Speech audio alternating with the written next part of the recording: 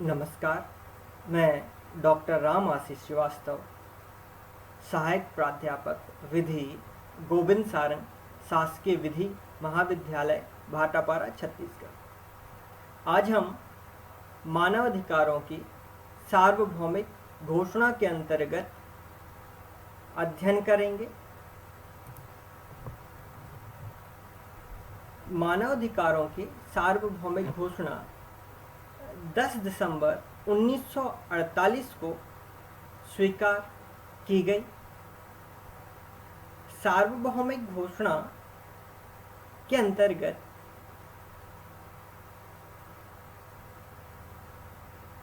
तीस अनुच्छेद दिए गए हैं। यह सार्वभौमिक घोषणा सभी लोगों और सभी राष्ट्रों के लिए मानव अधिकार के स्तर को बनाए रखने के लिए एक समान मानक के रूप में माना जाता है। प्रारूप समिति के द्वारा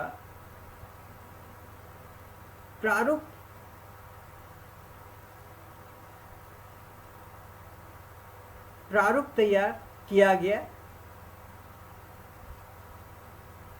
प्रारूप समिति की नियुक्ति मानवाधिकार आयोग के द्वारा की गई। समिति की स्थापना आयोग द्वारा सरकारों से टिप्पणियां प्राप्त करने पर की गई।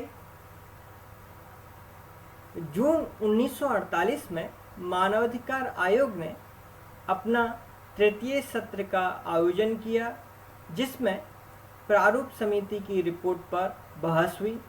तत्पश्चात आर्थिक सामाजिक परिषद के समक्ष प्रस्तुत करने के लिए एक प्रारूप अंगीकार किया गया। मतदान किए बिना ही आर्थिक सामाजिक परिषद के द्वारा इस संकल्प को अंगीकार किया गया। आर्थिक सामाजिक परिषद के द्वारा इसे महासभा के समक्ष पेश किया गया। महासभा के द्वारा इस संकल्प को 10 दिसंबर 1948 को अंगीकार किया। इसे मानवाधिकारों की सार्वभौमिक घोषणा के नाम से अंगीकार किया गया। मानवाधिकारों की सार्वभौमिक घोषणा के उद्देश्य का इस प्रकार है। मानव परिवार के सभी सदस्यों की अंतर्निहित गरिमा और समान तथा अभेद अधिकार विश्व में स्वतंत्रता, न्याय और शांति के आधार हैं। मानव अधिकारों की उपेक्षा और अवमान के परिणाम स्वरूप ऐसे बर्बर कार्य हुए हैं जिन्होंने मानव की अंतरात्मा पर आघात किया है, और ऐसे विश्व के निर्माण को जिसमें सभी मानव वाक स्वतंत्रता और विश्वास की स्वतंत्रता का तथा भय और अभाव से मुक्ति का उपयोग करेंगे, जिसे जन सामान्य की उच्चतम आकांक्षा घोषित किया गया है। यदि मनुष्य को अत्याचार और उत्पीड़न के विरुद्ध अंतिम अस्त्र के रूप में विद्रोह का अवलंबन लेने के लिए विवश नहीं किया जाता है, तो यह आवश्यक है कि मानव अधिकारों का संरक्षण विधि सम्मत शासन द्वारा किया जाना चाहिए। यह कि राष्ट्रों के बीच मैत्रीपूर्ण संबंधों के विकास की वृद्धि करना आवश्यक है। संयुक्त राष्ट्र के लोगों ने चार्टर में मूल मानव अधिकारों में मानव देह की गरिमा और महत्व तथा पुरुषों और स्त्रियों के समान अधिकारों में अपने विश्वास की पुनः पुष्टि की है, और सामाजिक प्रगति करने तथा अधिकारित स्वतंत्रता के साथ उत्कृष्ट जीवन स्तर की प्राप्ति का निर्णय लिया है। सदस्य राज्यों ने यह प्रतिज्ञा की है कि वे संयुक्त राष्ट्र के सहयोग से मानवाधिकारों और मूल स्वतंत्रताओं के प्रति सार्वभौम सम्मान जागृत करेंगे और इनका पालन करेंगे। इन अधिकारों और स्वतंत्रताओं के प्रति एक ही दृष्टि इस प्रतिज्ञा को पूरी तरह सफल बनाने के लिए अत्यधिक महत्वपूर्ण है। इसलिए महासभा मानव अधिकारों की इस सार्वभौम घोषणा को सभी लोगों और सभी राष्ट्रों के लिए इस उद्देश्य की प्राप्ति के लिए एक सामान्य मानक के रूप में उद्घोषित करती है कि प्रत्येक व्यक्ति और समाज का प्रत्येक अंग इस घोषणा को निरंतर ध्यान में रखते हुए शिक्षा और संस्कार द्वारा इन अधिकारों और स्वतंत्रताओं के प्रति सम्मान जागृत करेगा और राष्ट्रीय तथा अंतर्राष्ट्रीय प्रगति उपायों के द्वारा सदस्य राष्ट्रों के लोगों के बीच और उनकी अधिकारिता के अधीन राज्यों के लोगों के बीच इन अधिकारों की विश्वव्यापी और प्रभावी मान्यता और उनके पालन को सुनिश्चित करने के लिए प्रयास करेगा।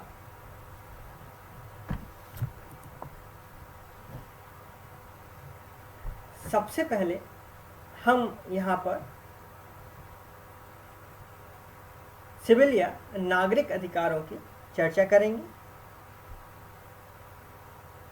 व्यक्ति के व्यक्तित्व के विकास का आधार स्तंभ जो है वो नागरिक अधिकार है। इनको प्रथम जनरेशन का, फर्स्ट जनरेशन का अधिकार भी कहा जाता है।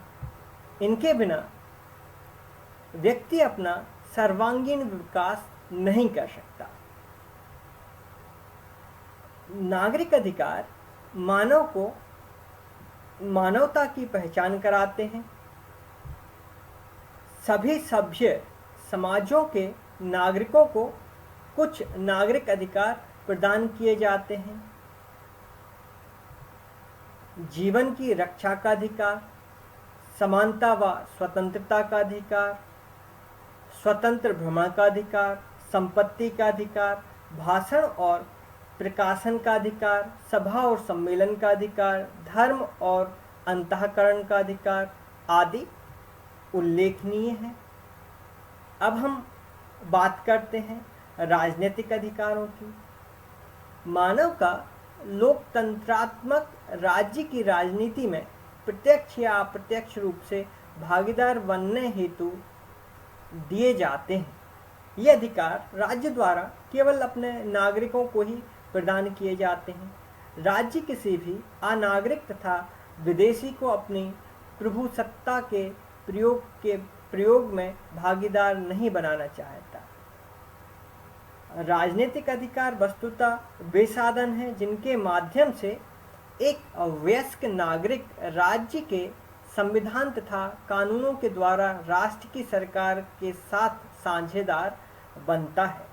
इसके अंतर्गत मतदान का अधिकार, निर्वाचित करने का अधिकार, सार्वजनिक पद ग्रहण करने का अधिकार। अब हम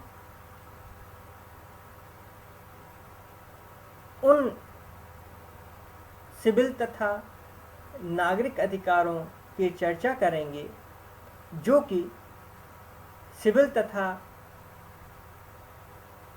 राजनीतिक अधिकार के रूप में सार्वभौमिक घोषणा के अंतर्गत दिए गए हैं, जिनका विस्तार घोषणा के अनुच्छेद 2 से 21 तक दिया हुआ है, जिसमें जीवन की स्वतंत्रता एवं दैहिक स्वतंत्रता, ऐसा मानव अधिकारों की सार्वभौमिक घोषणा के अनुच्छेद 3 में दिया हुआ है। दासता एवं अधिसेविता से स्वतंत्रता, जो कि घोषणा के अनुच्छेद 4 में दिया हुआ है। अनुच्छेद 5 निर्धारित करता है कि क्रूर और अमानवीय अपमानजनक व्यवहार एवं दंड के विरुद्ध संरक्षण। अनुच्छेद 6 के अंतर्गत विधि के समक्ष व्यक्ति के रूप में मान्यता प्रदान किया जाना। अनुच्छेद 7 विधि के समक्ष समानता और विधियों का समान संरक्षण। अनुच्छेद 8 राष्ट्रीय अधिकरण में प्रभावी उपचार प्राप्त करने का अधिकार। अनुच्छेद 9 मनमानी गिरफ्तारी, निरुद्ध एवं निर्वासन से संरक्षण दिया हुआ है। अनुच्छेद 10 के अंतर्गत निष्पक्ष, ऋजु और सार्वजनिक सुनवाई हेतु अधिकरण के गठन की बात कही गई है। अनुच्छेद 11 के अंतर्गत निर्दोषिता के संबंध में उपबंध किया गया है। अनुच्छेद 11 के खंड 2 के अंतर्गत भूतलक्षी विधियों से संरक्षण के बारे में बतलाया गया है। अनुच्छेद 12 के अंतर्गत एकांतता, परिवार, घर और पत्र व्यवहार का अधिकार के बारे में दिया हुआ है। अनुच्छेद 13 के खंड 1 में राज्य में संचरण और निवास की स्वतंत्रता के बारे में बतलाया गया है। अनुच्छेद 13 के खंड 2 के अंतर्गत देश छोड़ने या देश वापस आने के अधिकार के बारे में बतलाया गया है। अनुच्छेद 14 के खंड 1 में आश्रय मांगने का अधिकार के बारे में बतलाया गया है। अनुच्छेद 15 राष्ट्रीयता का अधिकार प्रदान करता है। अनुच्छेद 16 विवाह एवं कुटुंब का अधिकार प्रदान करता है। अनुच्छेद 17 संपत्ति में स्वामित्व का अधिकार देता है। अनुच्छेद 18 विचार एवं अंतःकरण एवं धर्म की स्वतंत्रता का अधिकार प्रदान करता है। अनुच्छेद 19 अभिमत और अभिव्यक्ति की स्वतंत्रता के बारे में अधिकार प्रदान करता है।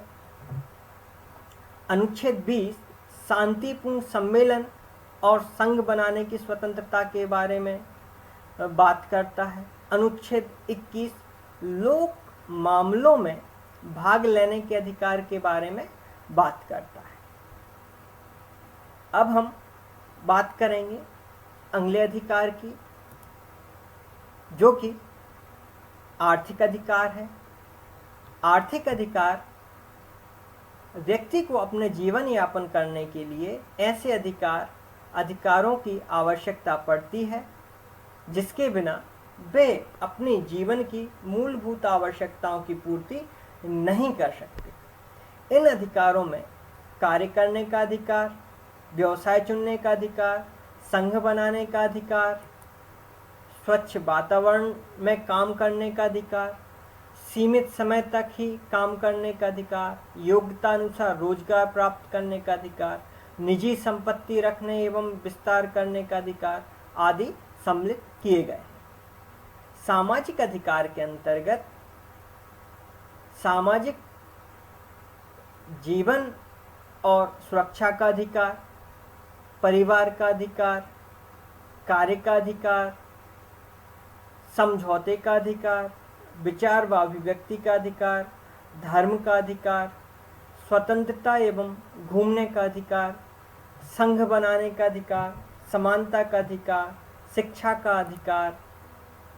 अब हम बात करेंगे आर्थिक और सामाजिक अधिकारों की। इन अधिकारों को सम्मिलित करने हेतु कई राज्य तैयार नहीं थे, लेकिन इन राज्यों पर बाध्यकारी प्रभाव न होने के कारण इनको शामिल किया गया, जिनका विस्तार अनुच्छेद 22 से 27 तक दिया हुआ है। आर्थिक एवं सामाजिक अधिकार के अंतर्गत पहला अधिकार है जो कि अनुच्छेद 22 के अंतर्गत दिया गया है, सामाजिक सुरक्षा का अधिकार। इसके बाद में अनुच्छेद 23 जिसमें कार्य एवं नियोजन का अधिकार, अनुच्छेद 24 अवकाश और विश्राम का अधिकार, अनुच्छेद 25 अपने और परिवार के स्वास्थ्य के लिए पर्याप्त जीवन स्तर का अधिकार, अनुच्छेद 26 शिक्षा का अधिकार, अनुच्छेद 27 सांस्कृतिक जीवन में भाग लेने का अधिकार, अनुच्छेद 28 सामाजिक और अंतर्राष्ट्रीय व्यवस्था का अधिकार। Thank you.